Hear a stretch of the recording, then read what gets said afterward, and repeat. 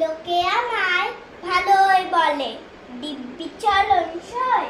একদিকে তাকাও। দশের মধ্যে একটু নাকি মিথ্যে কথা কই।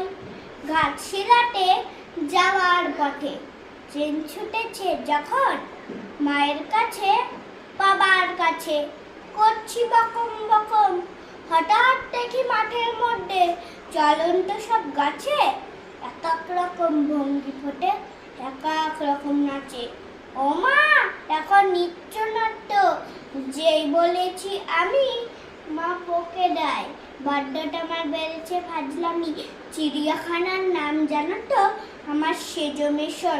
আদর করে দেখিয়েছিলেন পশুরাজের কেশর। কদিন পরে চুল খাসানো দেয়াল জুড়ে সামনে মূর্তি যেন দেখি। ক্লাসের মধ্যে যে বলেছি সুরঞ্জনার কাছে, জানিস আমার ঘরের মধ্যে সিংহবানা আছে।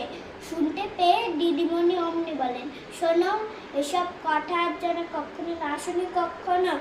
বলি না তাই সেসব কথা, সামনে থাকি খুব, কিন্তু সেদিন হয়েছে কি এমনই বেয়াকুব।